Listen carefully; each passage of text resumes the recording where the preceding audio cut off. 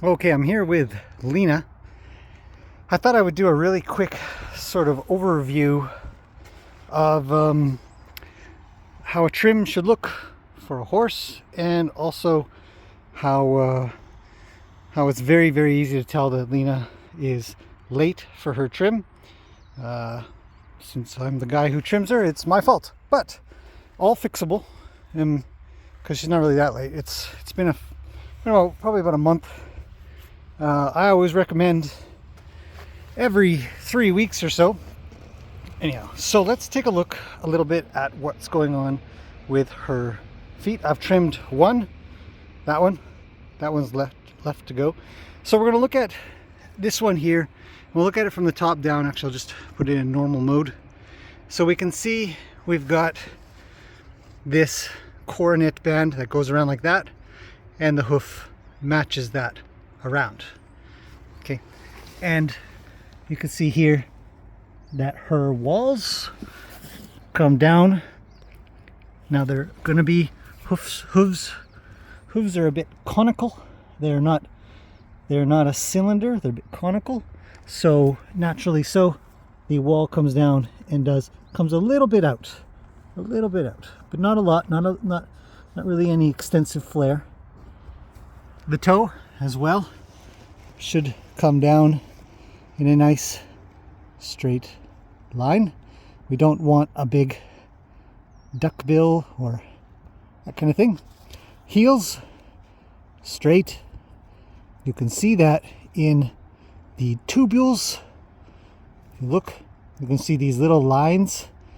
What they don't do is curve.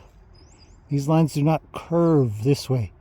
They go down, and that will prove that you've got heels that are not crushed under, because all these lines just come straight down and look healthy, right? So overall, pretty good. I want to point out briefly this little bit right here. That's bruising. It's bruising because a long time ago, I was probably much later, and the pillar got too long, and when the pillar gets too long, it pushes up into the poor little coronet band up here and causes it to bruise. That bruise carries down. So that was about a year ago. Okay, so it's very rare to see that on the toe.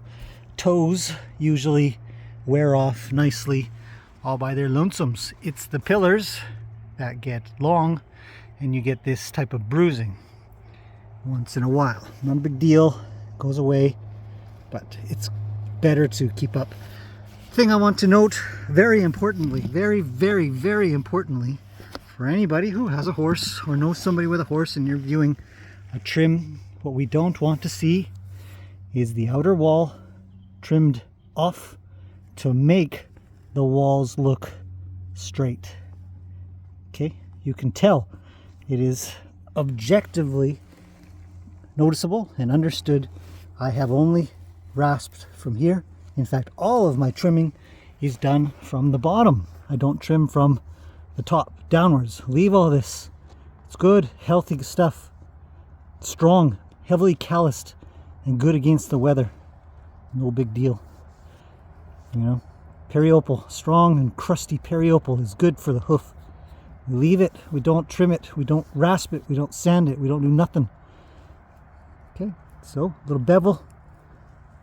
And this bevel is here for the purposes of pure physics, just like a piece of wood doesn't crack or chip when you round it, but a hard corner will chip. Okay, so that's the good foot. It's the trimmed foot. I have 3 to go. What a mess, eh? It's everywhere.